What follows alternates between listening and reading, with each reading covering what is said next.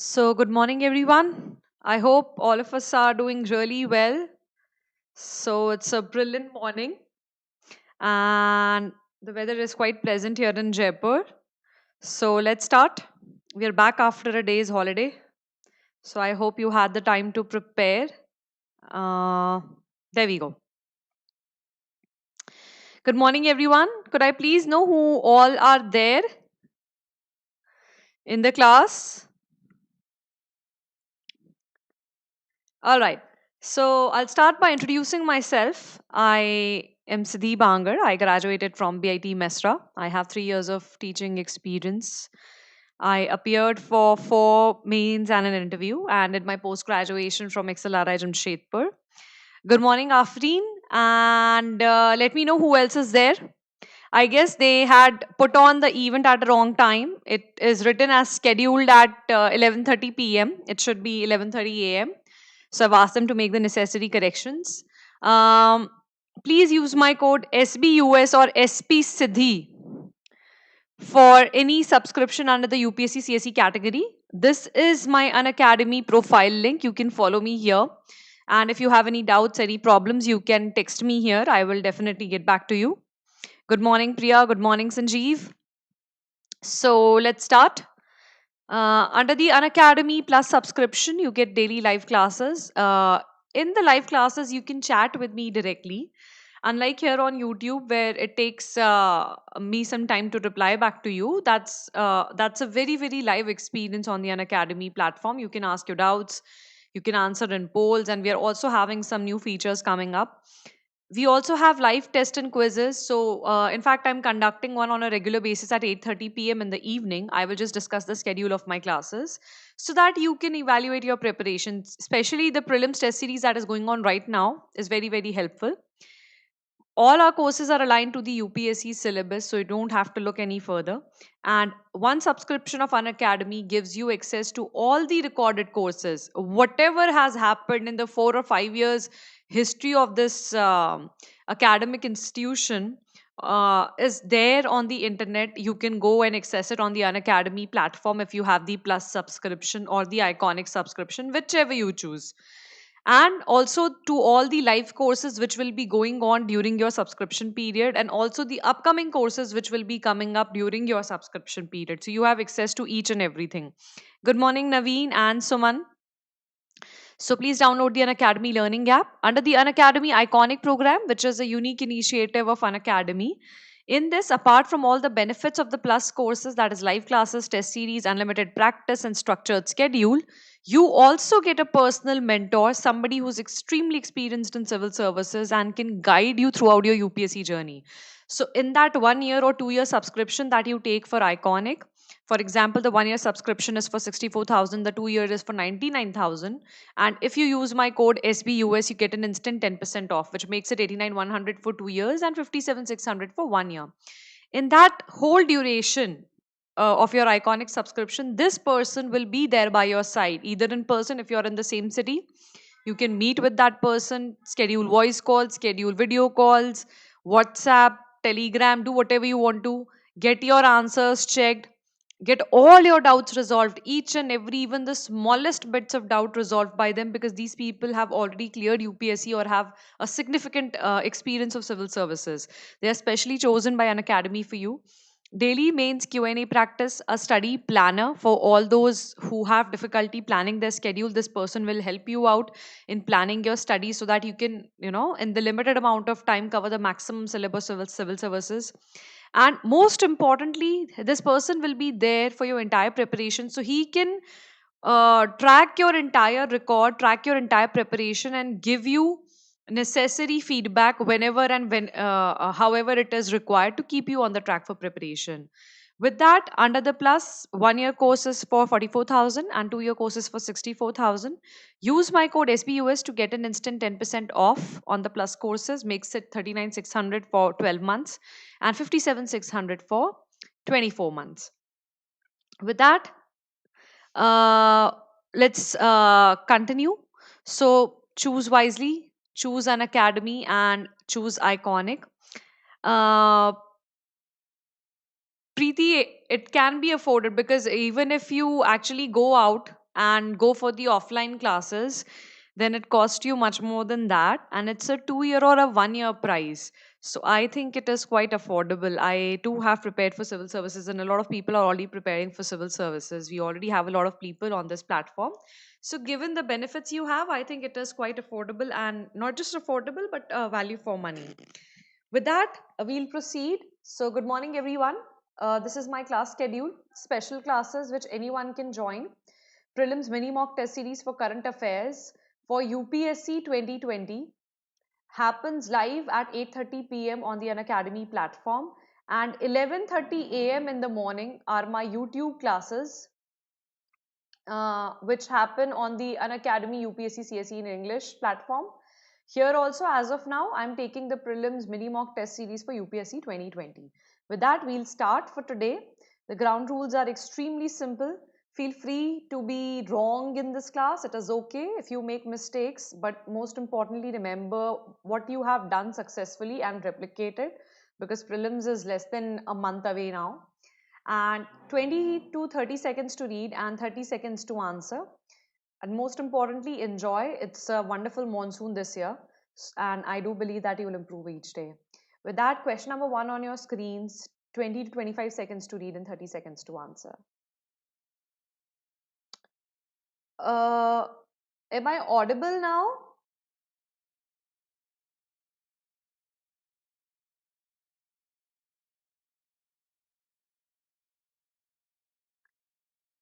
Is my voice okay now?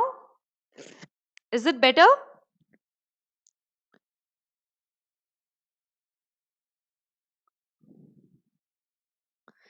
All right. 15 more seconds and then I'll switch on the timer and you can answer me in the live chat.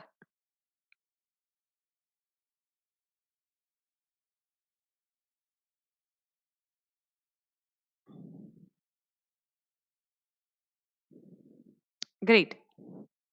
Another 10 seconds and the timer starts. Great, Sanjeev. All right.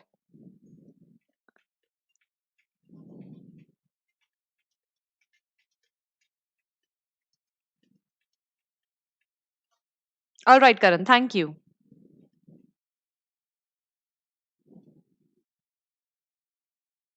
This is a fairly easy one. Good morning, Nandu.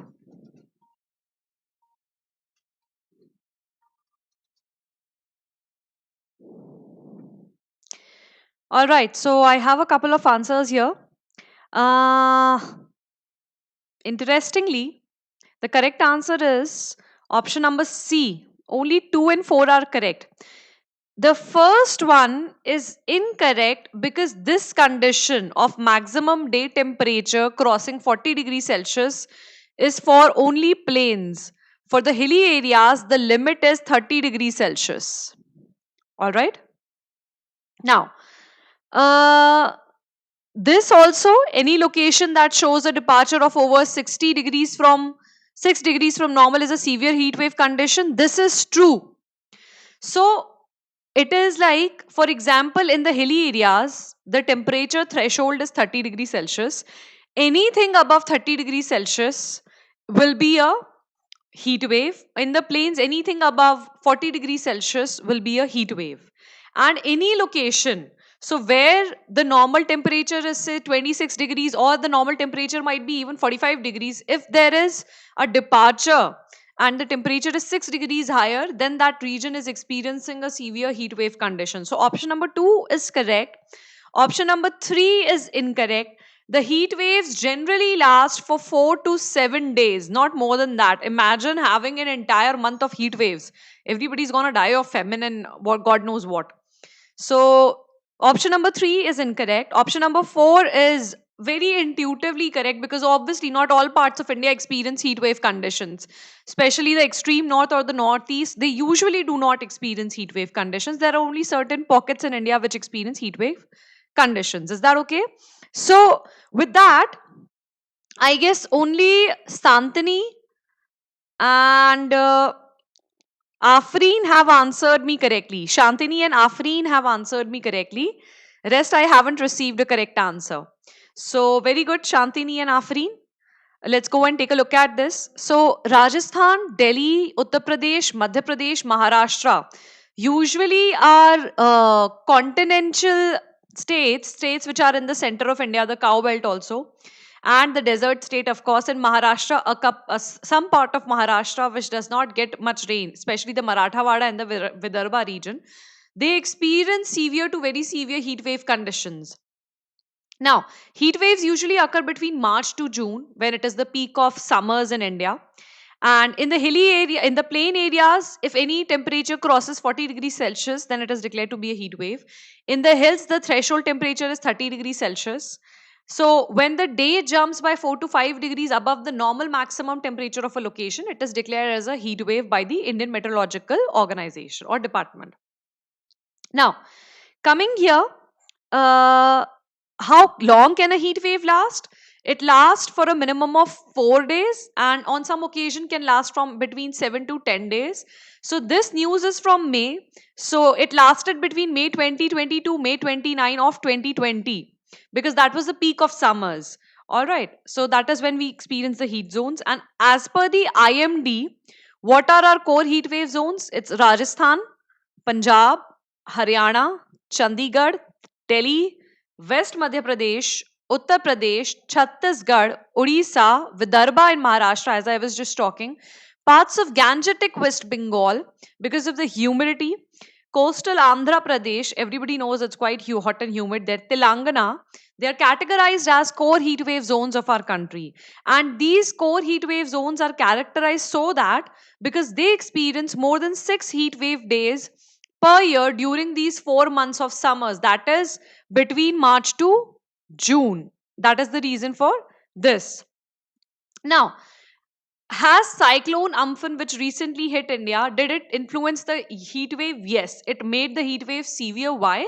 Because of the superstorm, it actually sucked out all the moisture from the oceans and rendered the air completely dry. So, drier air will actually get more hotter because there is no water vapor to absorb the heat further or to keep it cooler. So, that is why the heat waves that we saw between May 16 and May 20, they were more severe than the yesteryears. So if you want to read more about it, it is on the Indian Express article, Heatwave North India Summer Temperature Weather. Was the name of the article, so you can look at it there. So I hope you're all clear. We'll move on to the next question that is on cold waves now. So let's go and look at it. 20 seconds to read and 30 seconds to answer.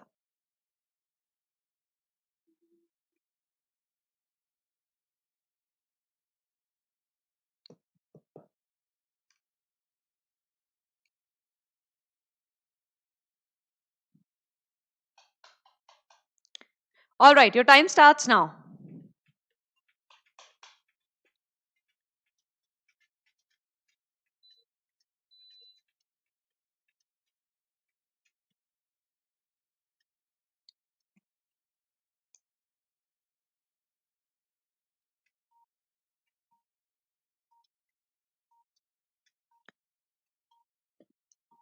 This one's quite easy actually.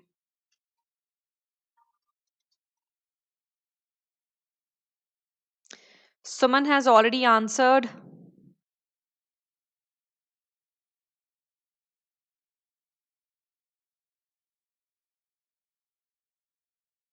Nandu is asking me, ma'am, what should I do?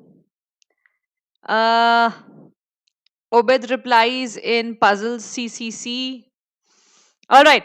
Uh, Talking about the cold waves, actually, all five, option number D is the correct answer. So, all five states actually are covered in the India's cold wave zones. All right. Punjab, Haryana, Gujarat, Madhya Pradesh, Bihar. So, it's a speciality of the continental states that as cold as they get, they also get hotter.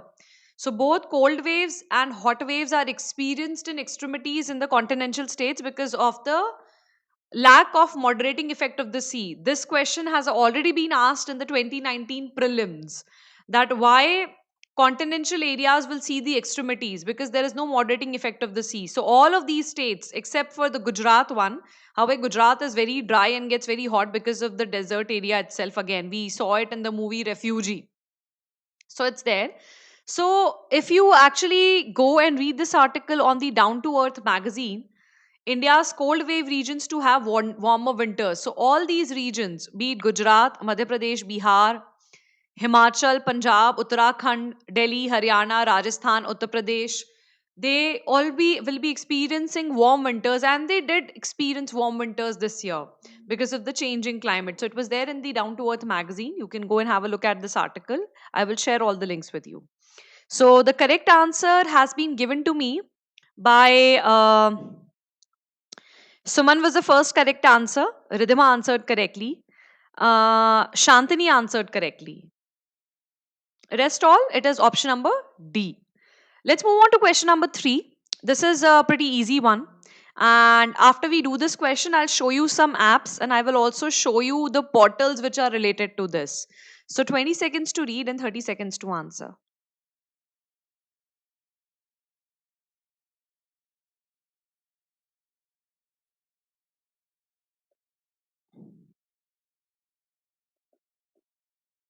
Another 10 seconds to go and then I'll start the timer.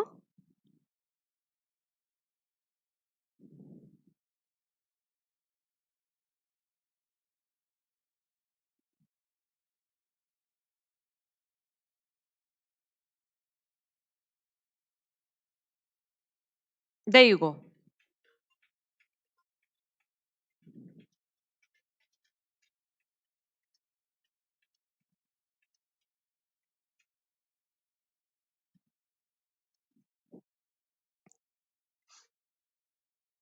I'm starting to get a couple of answers now. Afreen being the first one.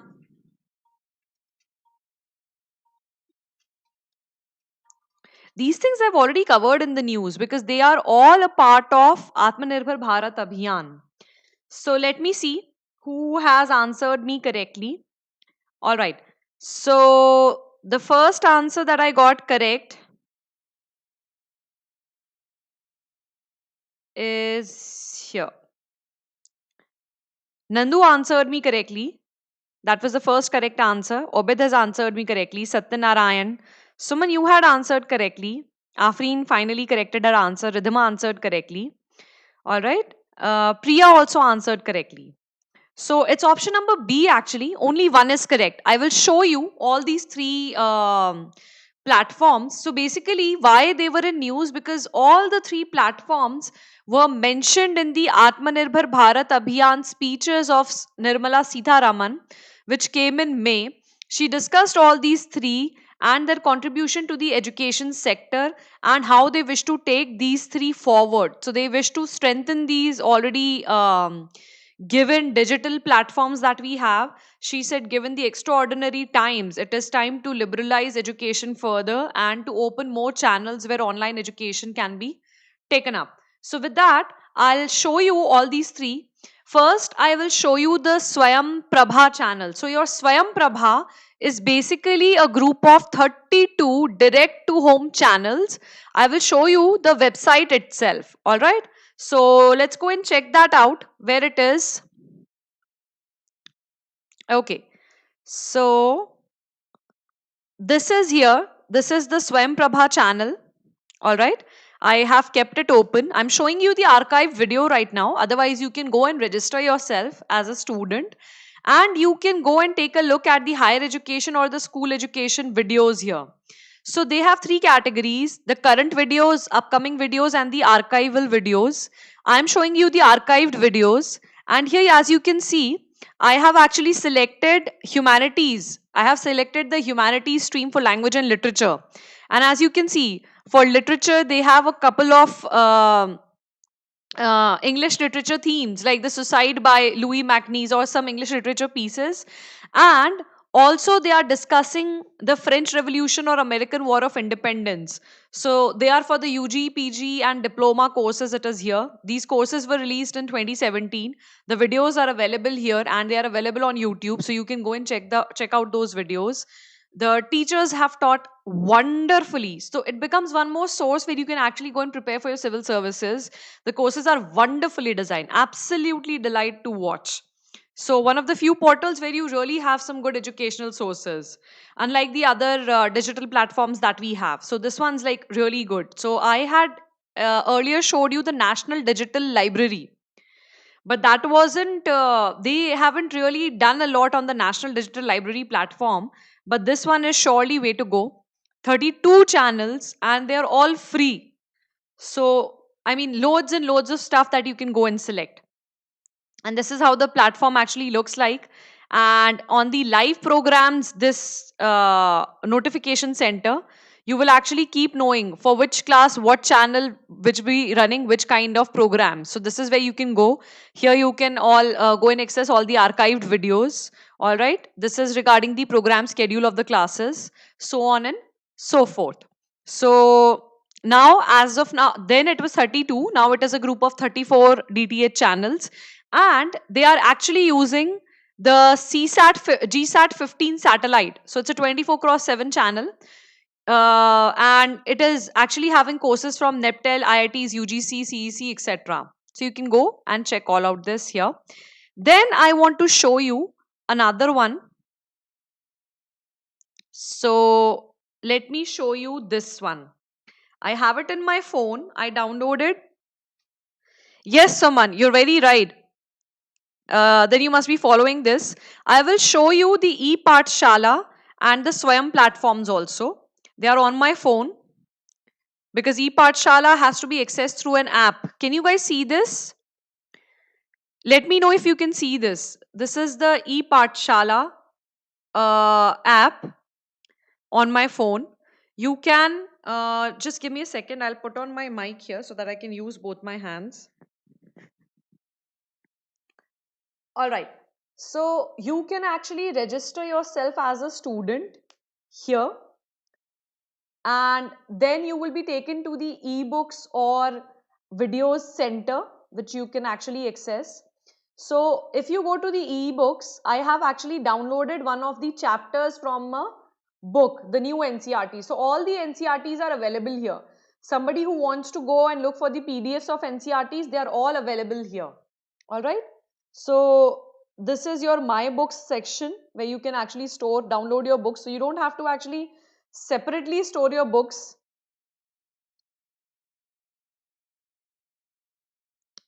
Just give me a moment.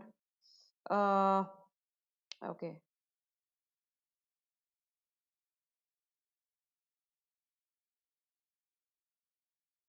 All right, it has some problem. I can't show you the book that I downloaded, but you can go to any one of this and download your book, whether for English, Hindi, mathematics, and you can get all your NCRT PDFs here. I hope it is visible. So this is the e-Pathshala platform, and you can also register here as an educator. Now I will show you the Swayam platform. So the Swayam is here.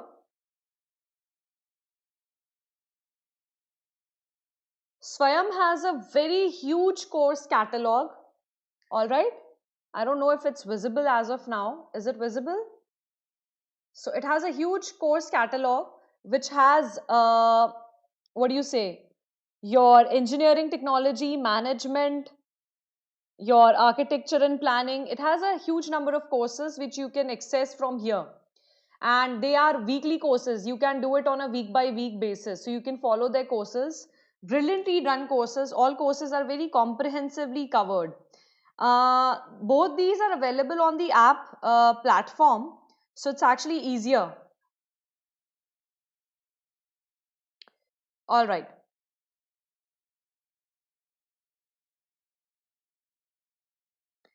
So guys, a couple of them will be visible. Couple of them will not be visible because of the light thing here. What I'll do is I will actually put a snapshot.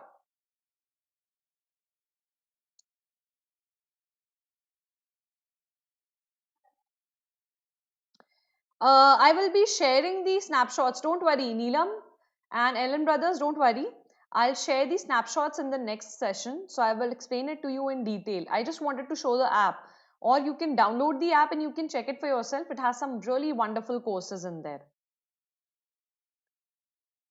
Abhishek, can you actually check it again now? Because I think it has been restored, because I'm watching my session simultaneously. The mirror images are coming because I was showing something on the app. That is the reason, Abhishek. Is that okay? Because I was not using the PPT then. Any which ways. So let's proceed. So all of these are actually initiatives of Ministry of Human Resource and Development. One you can use for the NCRTs, the other two you can use for going out and actually researching on massive open online courses or very informative videos. So three of them extremely well organized resources for UPSC or for studying. So let's go to question number 4. Yes, Sanjeev. Swayam is your massive open online courses. You can go register for those courses, and if you take those courses and actually are able to pass those courses, you get credits for it in your UG or PG, whichever courses you are taking. Swayam Prabha is a direct to home. It's a satellite channel run by GSAT 15. So they are different. Is that okay? All right. And the full form of Swayam is Study Webs of Active Learning for Young Aspiring Minds. It has been launched very recently. The changes that have been made to it is the credit transfer. So since during the corona times, most of the people cannot go to brick and mortar classes, they can take the courses from here and get their credits transferred to their universities. All right, question number 4 on your screens. Very easy question. So I will directly start the time.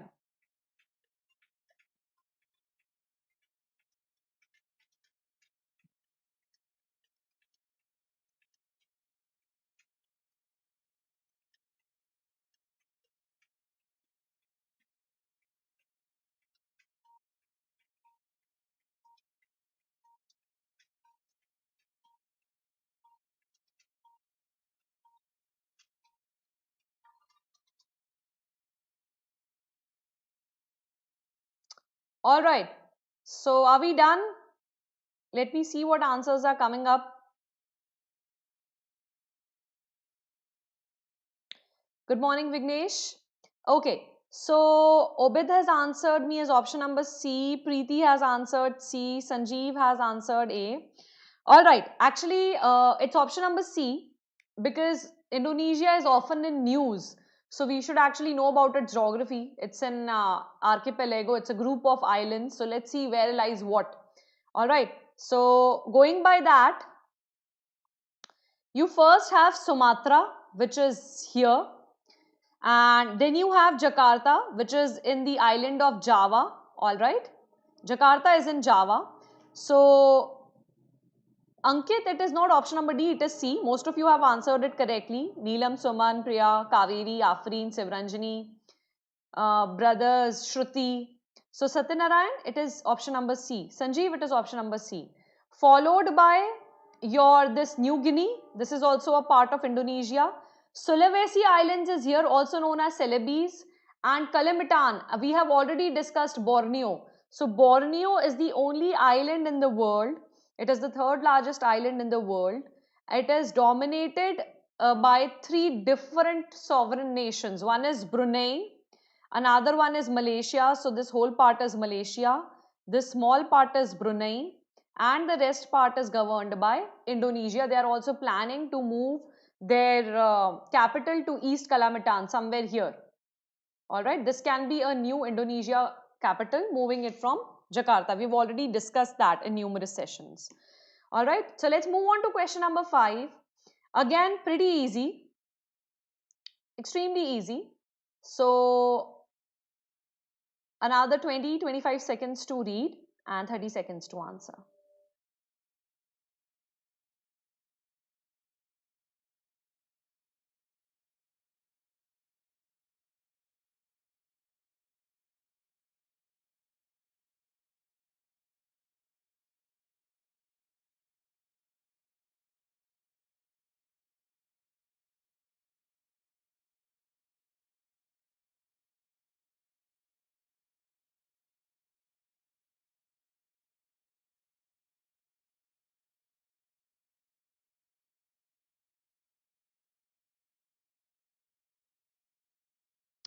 All right, your time has started, so let me see.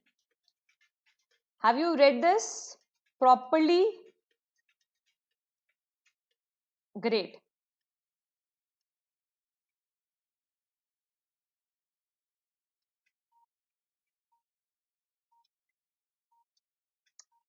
Anonymous, are you Anand only or are you some different anonymous? Okay, so let me check this out. What is the correct answer? So only two correct answers so far. One is by somebody whom I don't know, some anonymous. He has answered correctly.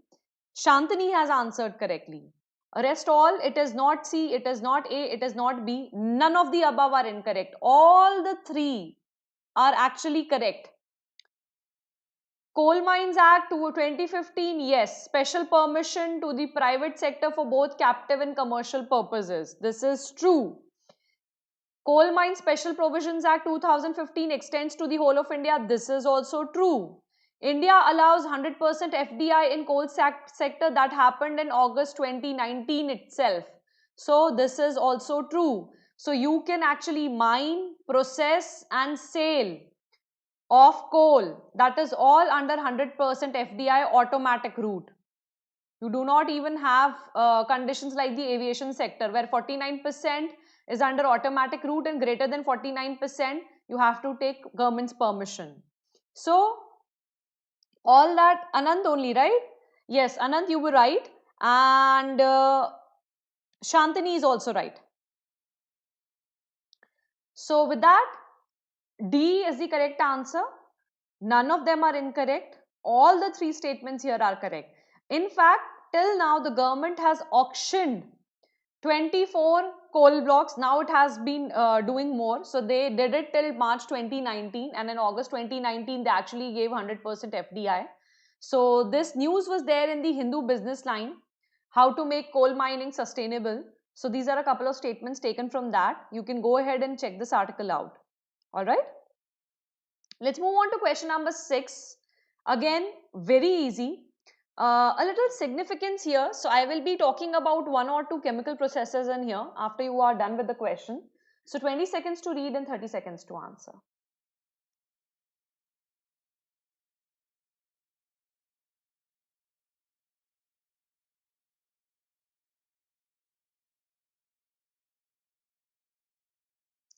No, Sanjeev, they have done that. We have completely, in fact, that's why Sanjeev, I've been talking about that. Please go and refer to the Atmanirbhar Bharat Abhiyan press conference, press releases, which happened in May 2020. And this was already done in 2019 for mining, sale and processing all of the coal sector. They have liberalized it to make it sustainable. All right, so your time starts now.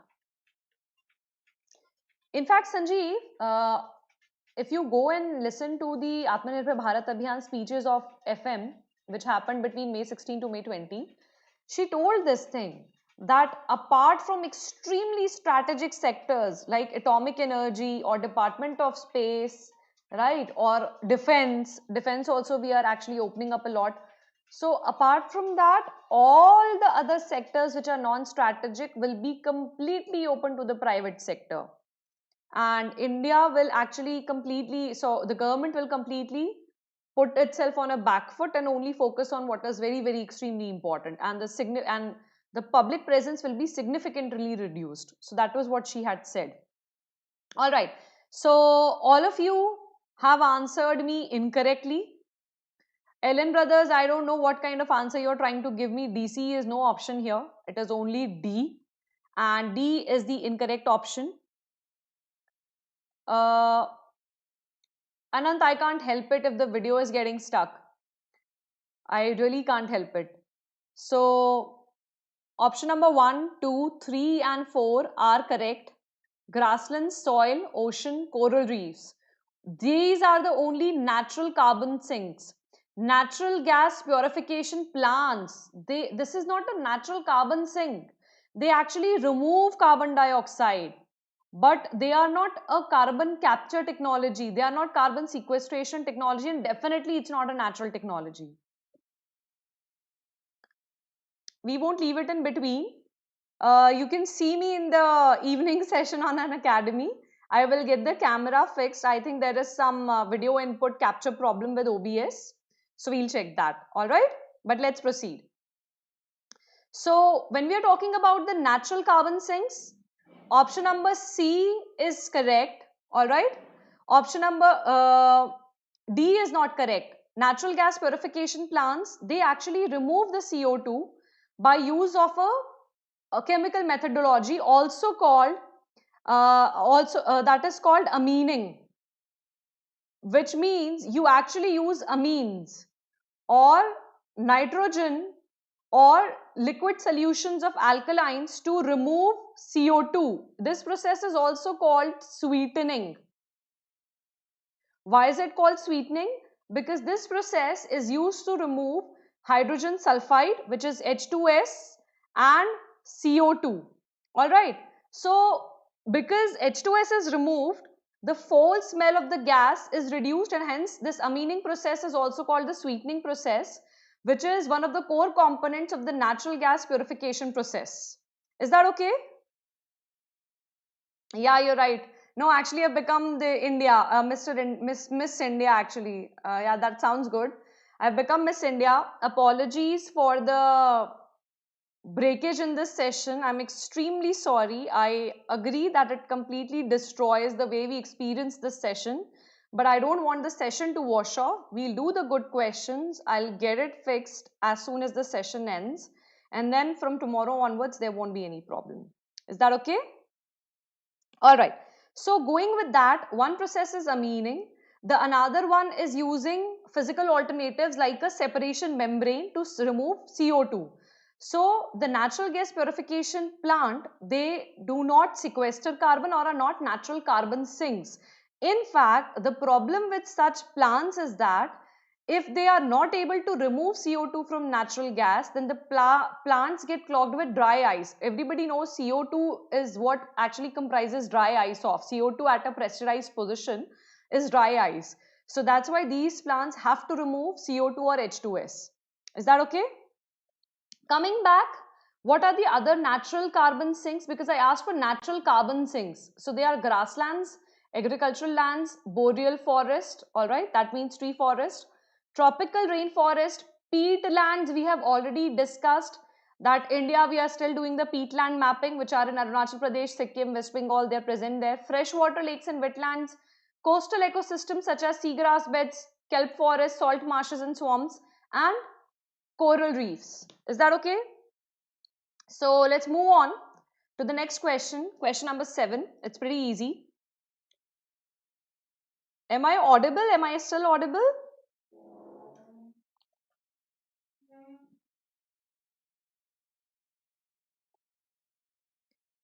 Great. So 20 seconds, 15 seconds to read and 30 seconds to answer. Afreen, I'll just answer your question. All right. So 15 seconds to read and 30 seconds to answer.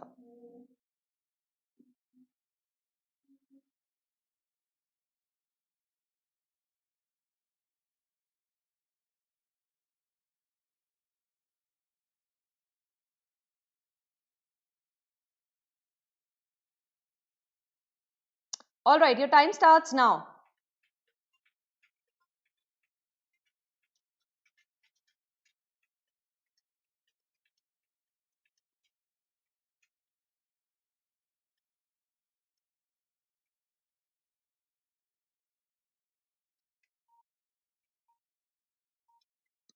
Okay, so I already got some answers here. Afreen, to answer you, kelp forests are basically underground forest. Underwater forest. So, if you have been to some seas nearby your area or to some lakes, you can see a lot of underground vegetation, especially in very deep lakes or in very deep oceanic areas. So, underwater forests are actually called kelp forests. They are usually made up of brown algae most of the times. So, they are found around the world. Is that okay? All right. So, I got a couple of answers here. I have this answer called A. All right. The first correct answer is from Shruti. None of these are correct, actually. Your Phaganphui Blue Mountain is in Mizoram. Papikonda is in Andhra. And Mathiketan is in Kerala. So every answer apart from D is incorrect. Neelam, it's not C, it's D. Sanjeev, it is D.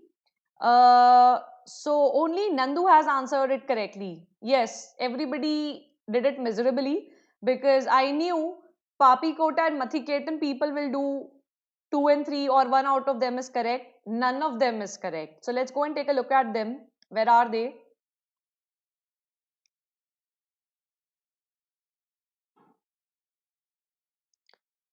There you go.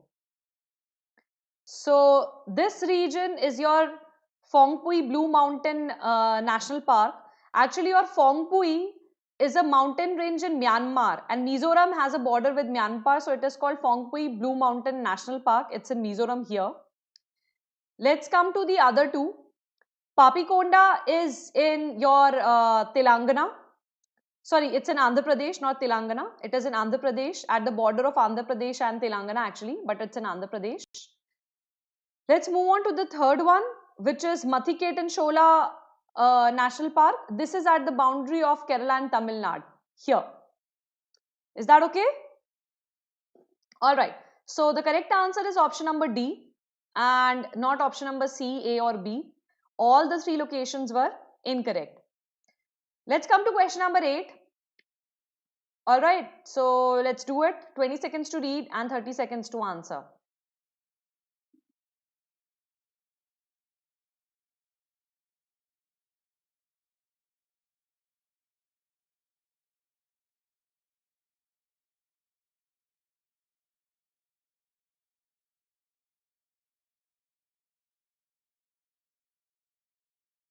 Your time starts now.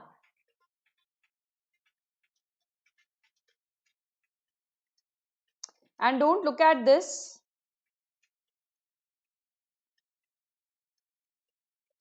Look at this.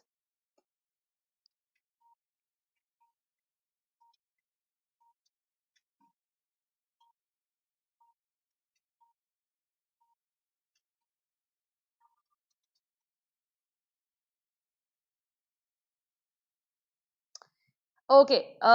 Anybody wants to change their answer? Nandu?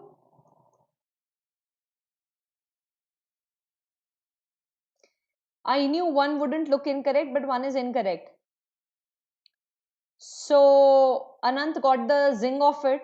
Anant is the only person who has answered it correctly. Yes, all of them are actually incorrect. Athipattu is actually Chennai only. It's northern Chennai. It's a Chennai suburb. So people from Tamil Nadu should have got it correct. It's in Tamil Nadu. Kudatini is in Karnataka. Have you guys heard of Bellary? Bellary district or Ballari district. It has been recently named Ballari in 2015. That's Karnataka for you. And this, my friends, is in Hyderabad or Telangana. Is that okay? So only Neelam, Nandu and Anand got it correct. It's option number D. All of them are again incorrect. So let's actually go and take a look at this, where they are. In fact, I have a couple of interesting facts for you here. Athipattu is nearby Chennai. It's one of the largest power generation companies or power generation plants in Tamil Nadu, and they get the coal from the Ennore port. So there is no availability of coal. There is only a Neyveli lignite power plant. So the coal actually comes from the West Bengal and the Chhattisgarh regions or the Bihar regions or Jharkhand regions. From Kolkata to Ennore, the coal travels, and then from Ennore, the coal is taken to the Athipattu power plant, which is in northern Chennai, in the suburbs of Chennai. Chennai is quite huge, and if you travel by the metro, it can take you around 2 hours to go from North Chennai to South Chennai or something like that. And your metro is designed in such a way that you can only get down in between. You really don't have a central station. It makes you travel the entire length and breadth of Chennai. So that's why the metro consumption in Chennai is quite less. because it takes a lot of time to get anywhere. The first one, Ibrahim Patnam, is in Hyderabad, Telangana. Nandu? Yes, it's actually Vijayawada. It's Vijayawada only. So, sorry, which one are you talking? Ibrahim Patnam. It's in Hyderabad. Yes, and it's called the Ibrahim Patnam is in Hyderabad actually, not Vijayawada. Is that okay? The first one is in Telangana, not Andhra Pradesh. So that's Ibrahim Patnam for you. This is also called Dr. Narla Tata Rao because she was the first head of this generation company. Then there is the Ballari one. It is very famous. It also has a very famous Ballari fort. So that's a yeah. So what happened, Anand? I'm not able to get your question. Which one are you asking? You don't have to write anything, Abhishek. You have the entire video with you.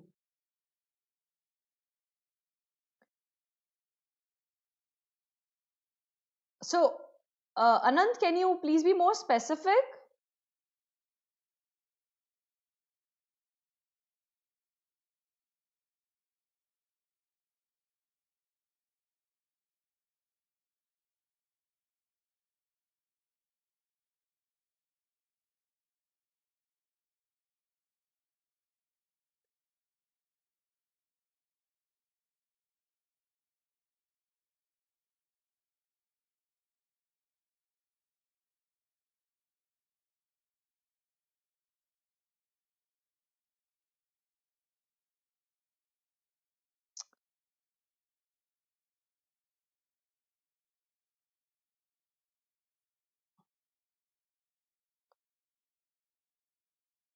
Uh, no, it's in Hyderabad actually. Is there a problem with the name? Did I do it incorrect? I don't think so because I cross-checked it. Abhishek, you don't have to do that. I'm already doing it for you. It's already here. I'll share the maps. Don't worry. Okay, let me check that, but I did check it. All right, you're right actually. Ibrahim Patnam is a different one. I'm sorry. So your Ibrahim Patnam is in Hyderabad. You're right. You're right. I think I mixed both of them. I'm sorry. Yeah. But she established here. Right. Uh, Vijayawada one is there. She's right actually. She's right. Sorry, he's right. And even I'm right. All right. So Ibrahim Patnam is here in Hyderabad and this has been established here. Uh, Naveen has explained it correctly because she belongs to Andhra, but it was established here. So this is here. There is also a Vijayawada one. You're right. Anand, you're not wrong. There is a Vijayawada one. I haven't included it here. Then there is Kudatini, which is the Ballari one. So it is famous for the Ballari fort. Your Ballari fort is actually a two-hill fort. So there is, it is called actually this one. It is called a hill fort and there is also a face hill there which is called Kumbhar Gudda in Kudatini. So both these places are very famous places in Ballari. This fort has two places. One is the upper fort and one is the lower fort. So it was built by two kings. That's why this place is pretty famous. All right. Okay. So let's move on to the next one. Question number 9.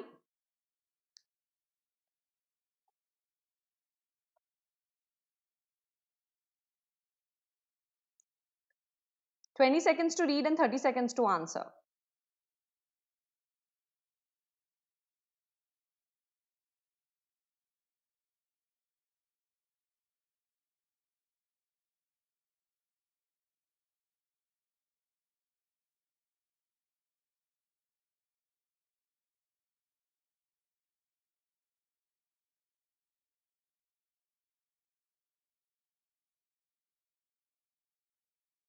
All right, the time starts now.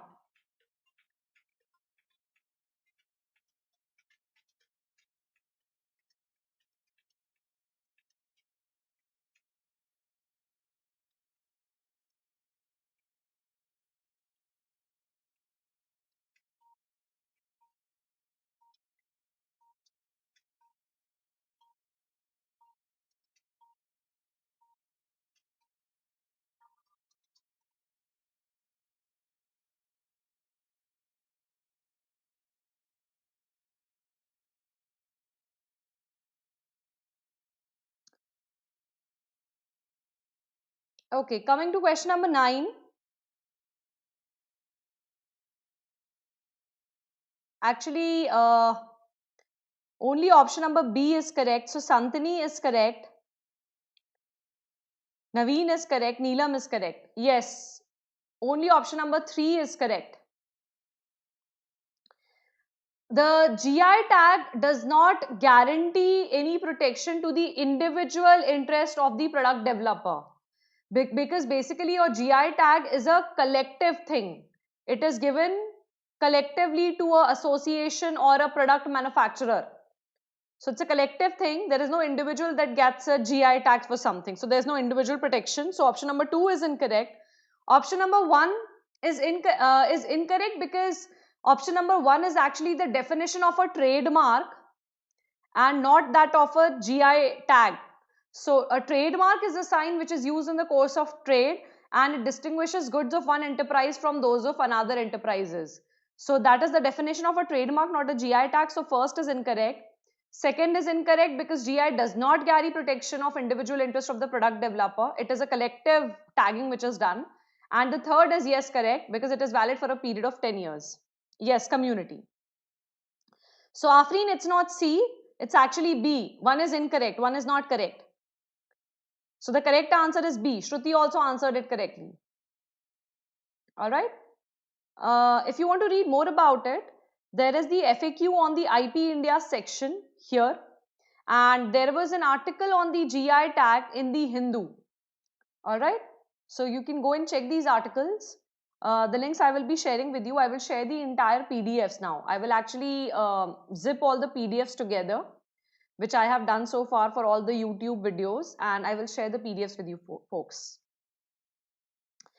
Anant, in the first part, geographical indication is given to an entity to actually earmark that it comes from a typical geographical location. For example, Pethas of Agra, Agra ka Petha, right? So that means it comes from Agra. That's the geographical indication. It's not a trademark. So what is the difference between a trademark and a geographical indication? Agra ka Petha is a geographical indication. It comes from Agra. But from which shop in Agra? For example, there is Chunnu Munnu traders in Agra. There is Munnu Tunnu traders in Agra. Both of them sell Pethas. So both of these having their separate trademarks or separate indicators which are there on their mithai ka dabbas, they are trademarks. They are actually differentiating between two enterprises which are manufacturing the same product, but it is different one from the other. So they are like two separate mithai walas is a trademark. The same mithai is your geographical indication. Is that okay, Anand? Does that help? So if you have to even differentiate between for the same item, then you can use the trademark. All right, let's come to question number 10.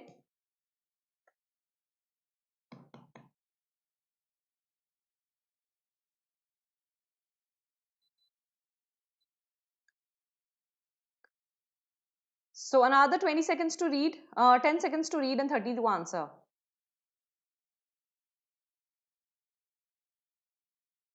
Yeah, true. That is like patent. So since you mentioned patent, the next question is patent only. And your time starts now. This one is extremely easy. Very easy. Abhishek, you don't have to learn the GI tags. I wouldn't suggest that because there is no trick. There are more than hundreds of GI tags. You can't remember everyone. So there is no trick to remember that because there are too many of them. We have kind of given a GI tag to everything possible.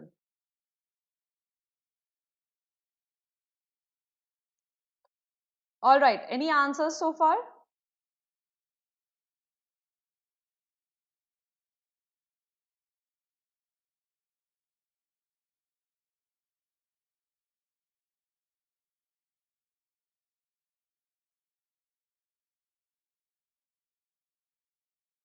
Afreen has answered me C.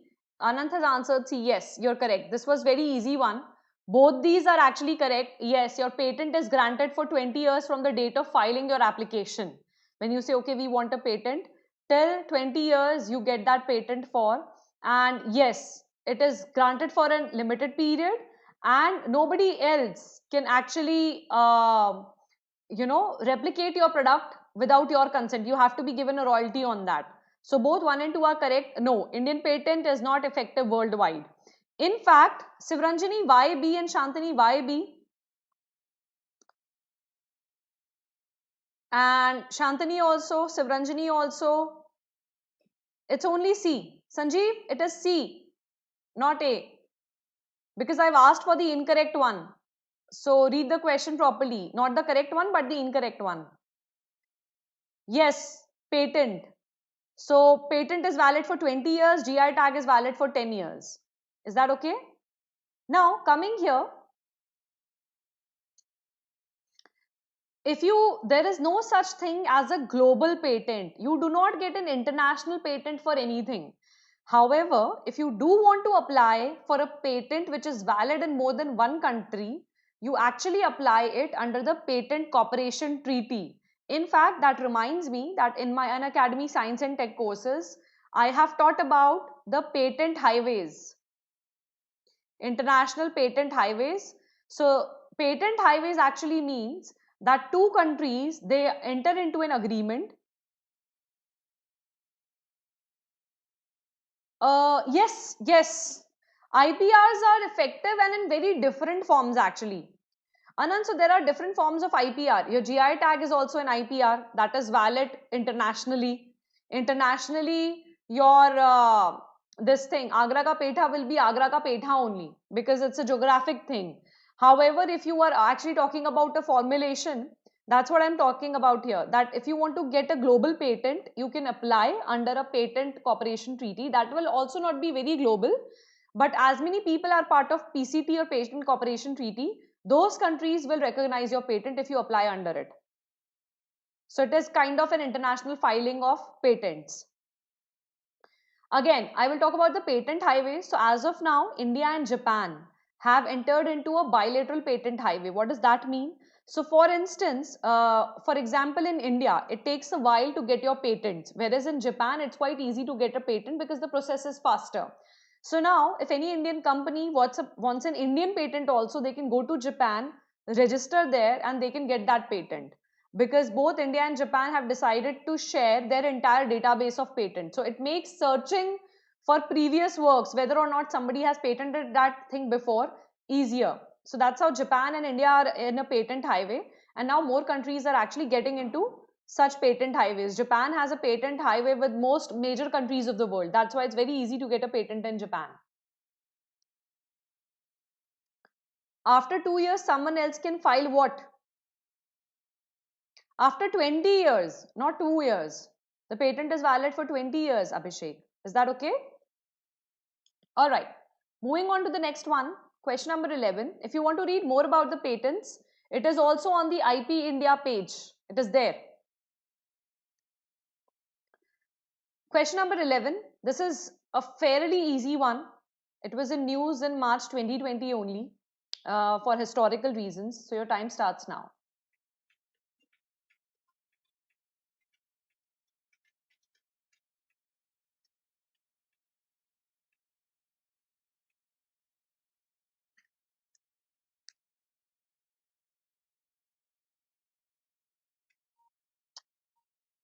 What is in not favor of India, Anand? Can you please be more specific? The patenting process, if you're talking about. Okay. Yes, Anand and Suman both are correct. It's option number B. It's Egypt. It's the Pyramid of Djoser.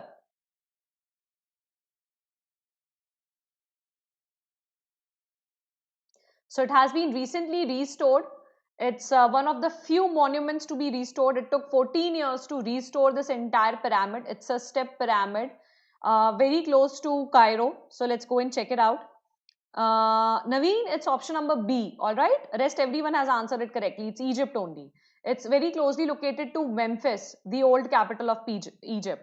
So this pyramid was actually completely damaged in the 1990 earthquake and was about to collapse, but now they have completely restored it in its original form.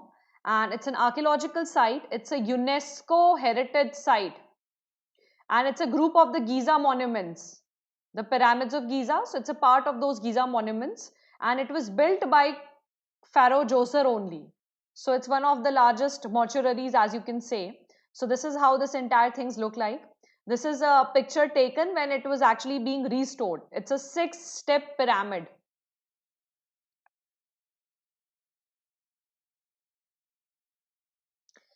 Actually, Anant, it's not the way you are understanding. What we are actually doing when we are engaging in a patent highway with Japan is very simple. You have, suppose you go and attempt for a patent. You said, ma'am, I have invented this new kind of, say, drug molecule which can treat corona. Say, for example, you want to get a patent for your new corona molecule, which is not a vaccine, but which is a treatment. All right. So if you go and file for a patent in India, what will the people do? The Indian Patent Office do. So they will go and check their entire database whether or not same molecule has been patented before, right? So taking time to go through that database will take a lot of time, and India, that process is usually slow. And not just in India, they will also have to check up for the rest of the databases around the world, right?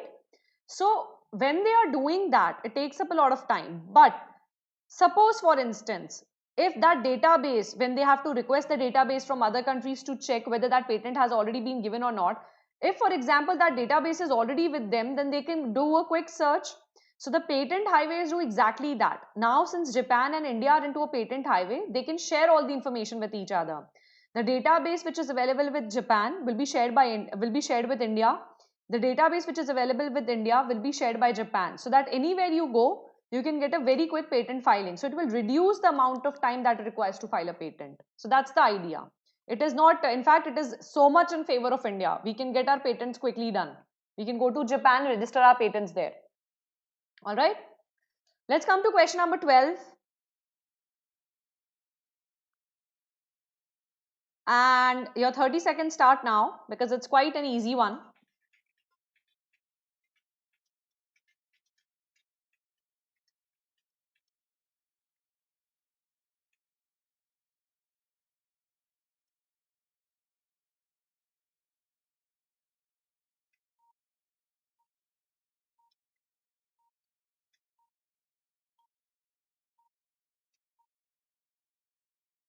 All right, Anand.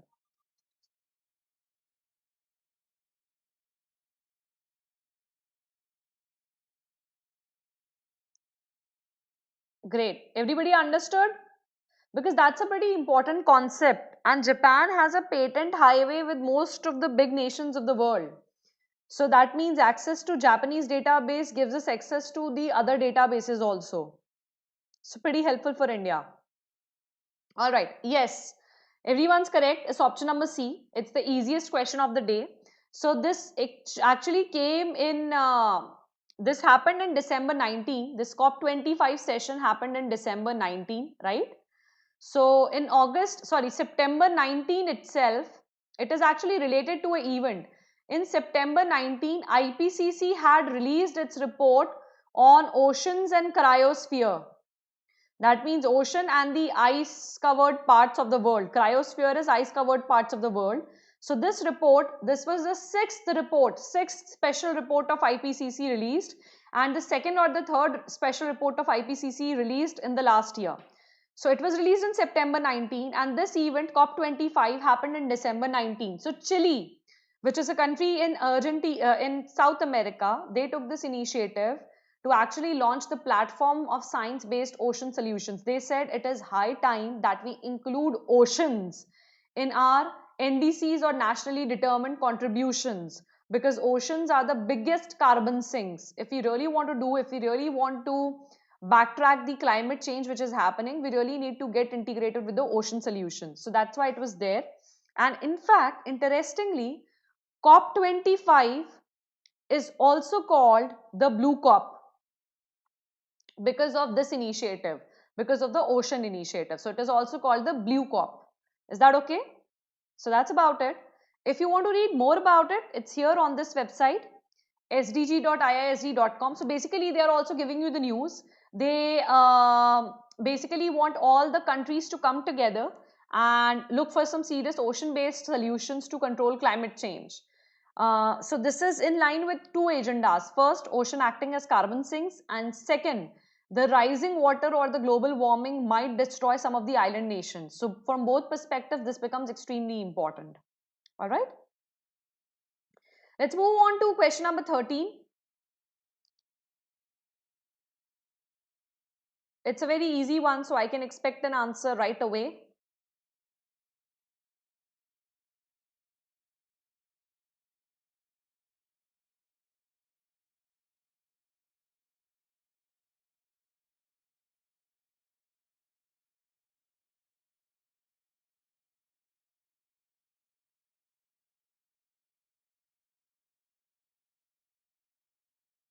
So who wants to answer this?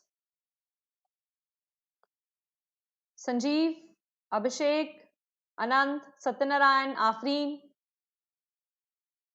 Who is answering this one? I'm not giving you any time here because it is a very easy one.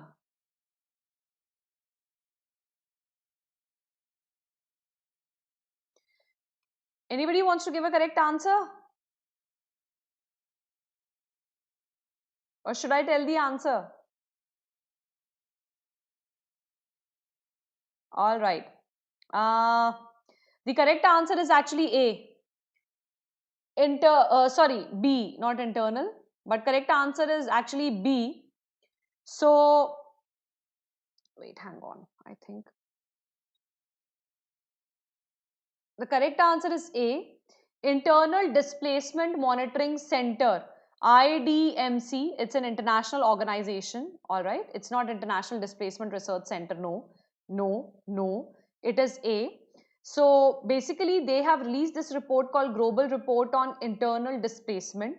And why was it in news? Because it said in India so far in 2019, 5 million people have been internally displaced. What does that mean?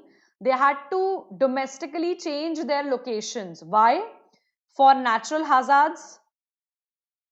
We had these two cyclones Maha and Amphan hitting the Indian coasts. So a lot of people were displaced.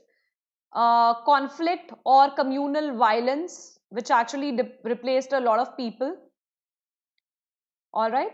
And excessive population and socio-economic differences. So these are the 3-4 reasons that this Internal Displacement Monitoring Center in their report titled Global Report on Internal Displacement have given for India, that even domestically 5 million people had to leave their places and move on to another places, and total around the world 33 million people had to be internally displaced within their countries, the highest being in refugee hit countries like Syria. So they are facing a lot of conundrum in Palestine, in Israel. So these are the countries which have been badly affected by these things, and mostly the cause is violence or natural hazard being the number one cause. However, in India, violence was the number one cause of people being displaced from their regions. Is that okay? Yes, Abhishek, check that. So Sanjeev got it correct. Sorry, actually nobody got it correct. Uh, Only Satyanarayan and Abhishek got it correct. Rest everybody got this answer incorrect, and even Anand. So only 3 people got it correct. Okay, let's come to question number 14. And your 30 seconds start now.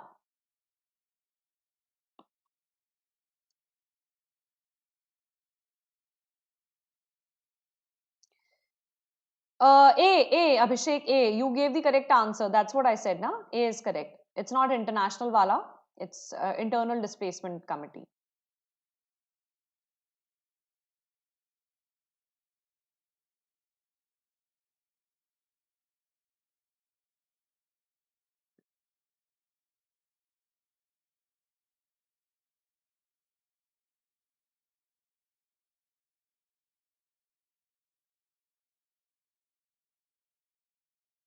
No, no, Abhishek, you're correct. All right. Another 10 seconds to go.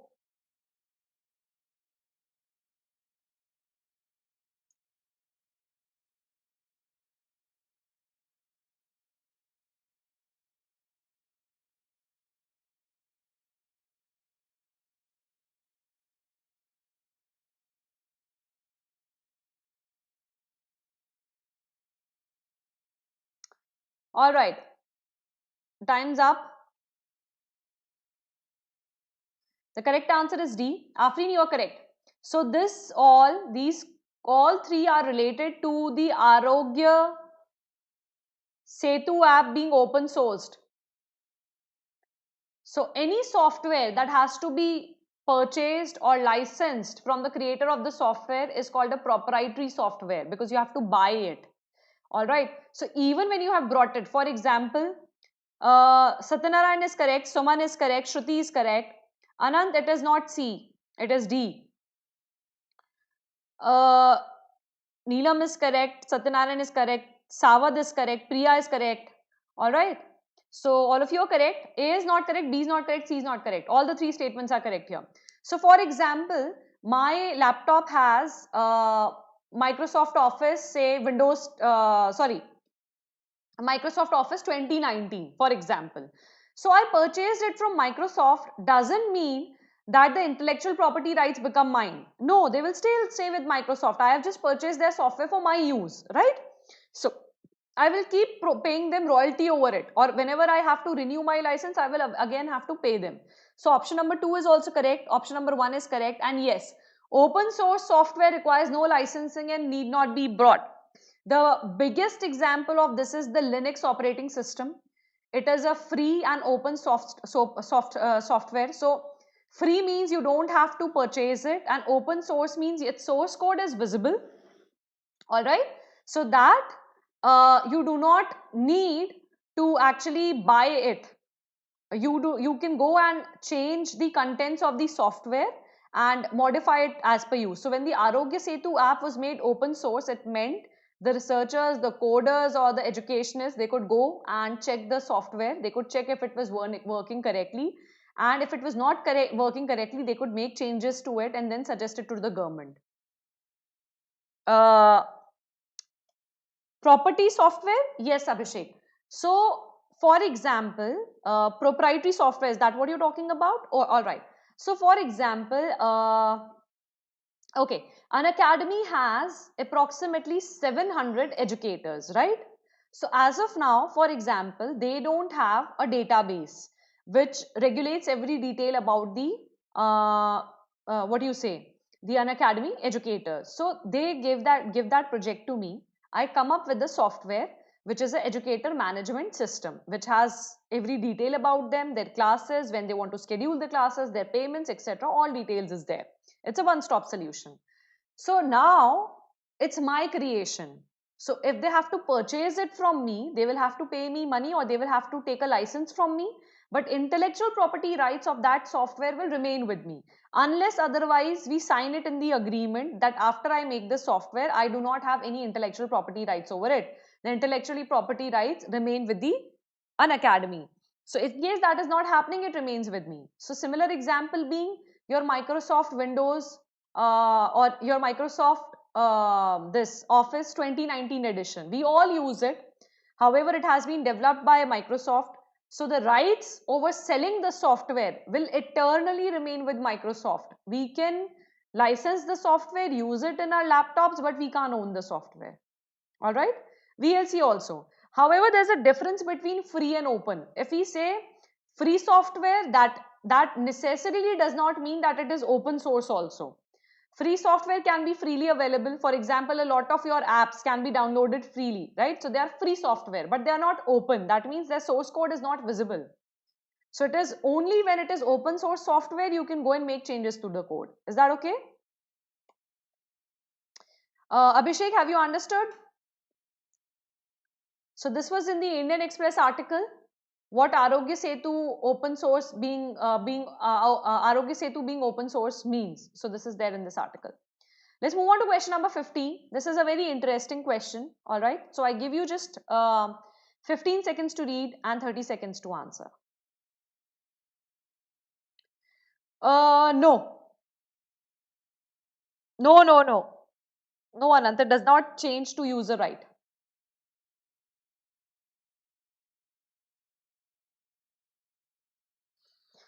Another 10 seconds and then we'll start the timer.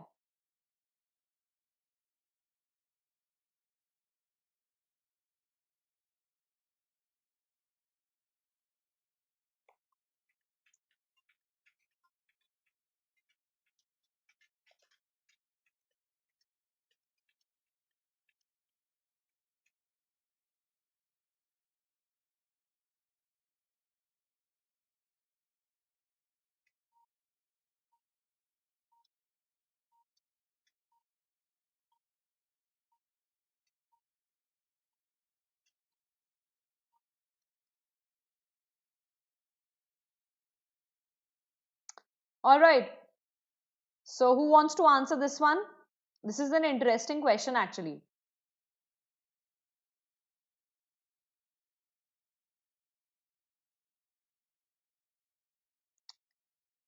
Nandu is asking me, but no, Nandu, you are incorrect. Option C is not the correct answer.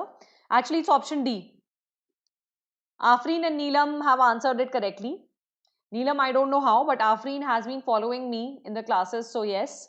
All three are incorrect. Krishna rises in Mahabaleshwar. Krishna water dispute is between Karnataka, Andhra and Maharashtra. Telangana is still not a party. Though Telangana should have been a party is what Andhra is saying. And we'll talk about section 89 in detail. Alright, so yes, it's option number D. None of these statements are correct.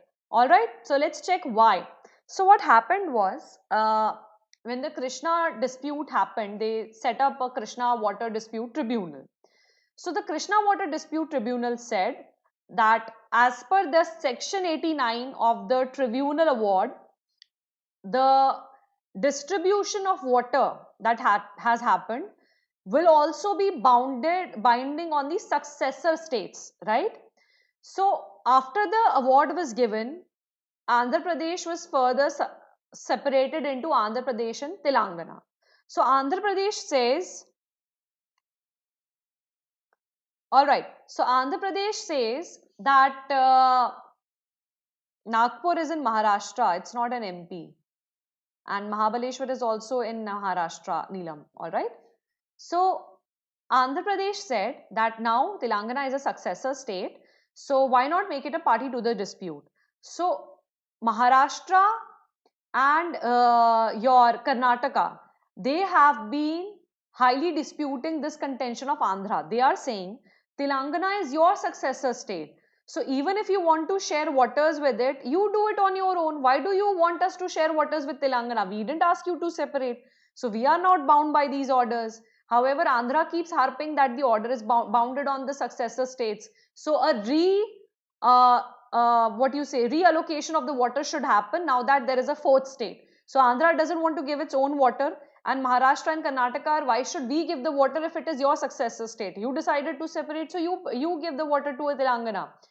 Because now that you are a smaller state, Andhra, you require smaller amount of water. So the rest of the remaining water, please share it with Telangana. So that is the entire dispute. It is still going on, whether or not to make Telangana party to the dispute. But as of now, Telangana is not a party to the dispute. Is that okay? All right, let's move on to question number 16. This is an interesting question. So let's do it. And your time starts now.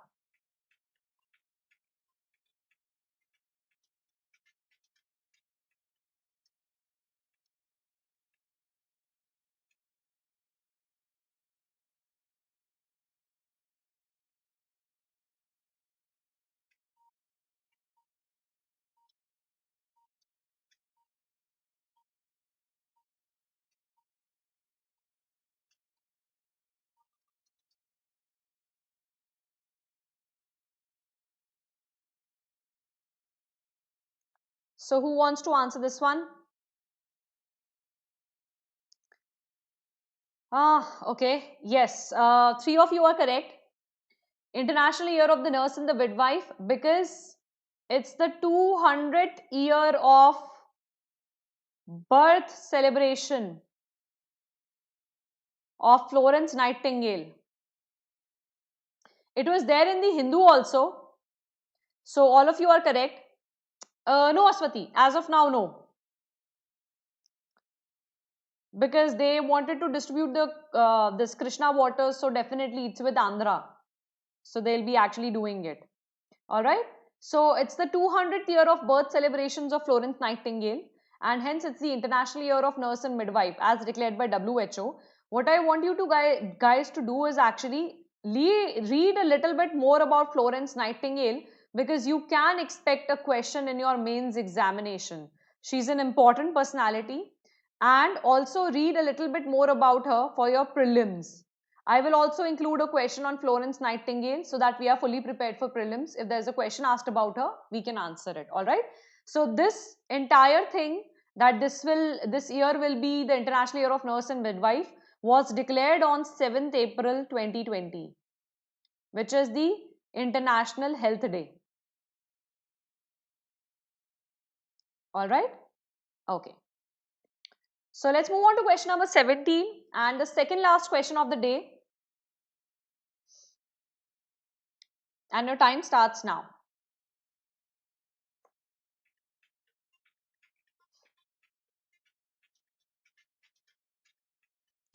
Exactly, Anand. I am completely in alignment with you on that.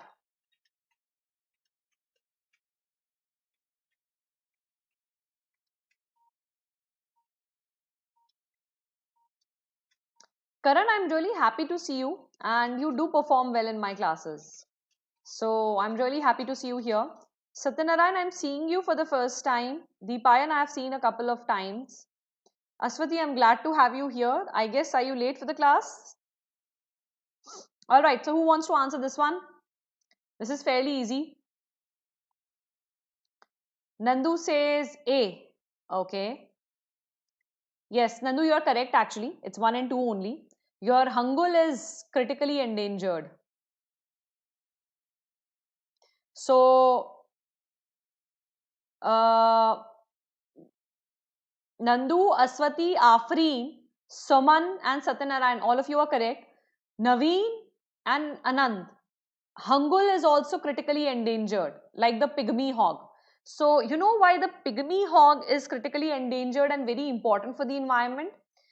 Pygmy hogs have this, they are the smallest species of pigs actually, and they have this habit of making a nest all around the year. They keep making the nest all around the year, right? They are just like pigeons which keep mating all around the year. Whenever you see them, they're mating. So pygmy hogs, because they make the nests throughout the year, so their availability or their presence indicates that your environment is doing really well. The grasslands are available, the cattle will do well, and the grasslands are thriving. So that's why the pygmy hog is important and it is critically endangered. And hangul is your Kashmir stag, and it is also critically endangered. It's okay, Anand. Forgot, it's okay. Yes, Neelam, you're right. Okay, so let's move on to question number 18 and the last question of the day, the favorite question of all, the map question. So I'll give you 20 seconds to read and 30 seconds to arrange your answer.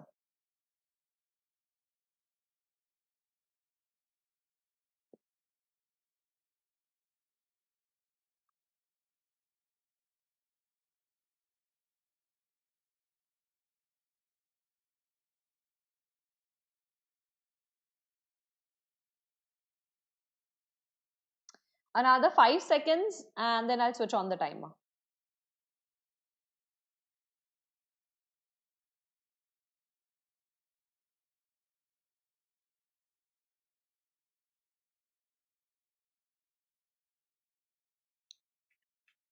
Your time has started.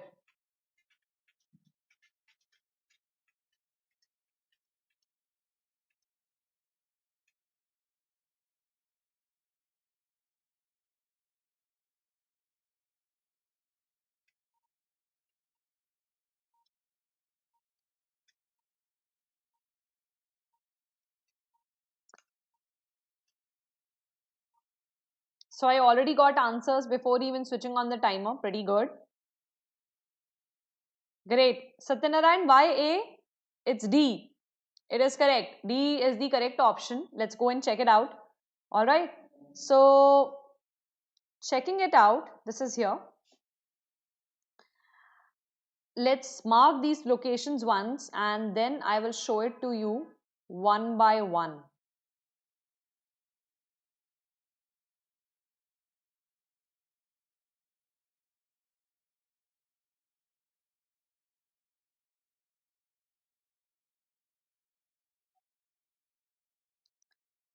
Coming here is your Beaufort Sea here at the top of Brooks Range near the Queen Elizabeth Islands. Very, very top is your Beaufort Sea.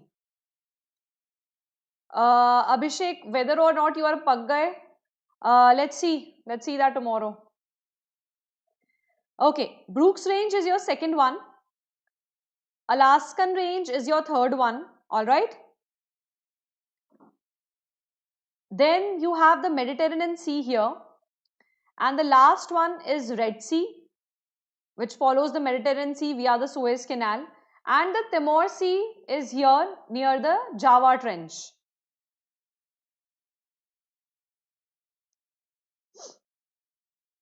Yeah, actually, if you're getting very used to the map, then it's a good sign actually, because you must, because world geography and Indian geography are both a very big part of your preparation. All right, chalo. So this is where it ends. Thank you all of you. So the class schedule remains the same. 8:30 p.m. let's meet up on Unacademy. All right, and 11:30 a.m. tomorrow on YouTube.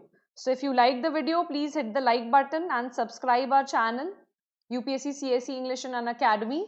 All right, with that, I hope you have an amazing day ahead, because I did have an amazing morning and it's a very, very extremely pleasant weather outside. With that, take care. Sorry, 4 and 5 rings the bell. Yes, Naveen. Naveen, we have already completed the map. It's kind of a revision thing now. We have done the map, we have done the major things in the map. Now I just want you to remember where what is. The more the number times you see it, the better it is. You're very welcome, everyone. Chalo, good night. Good afternoon and take care.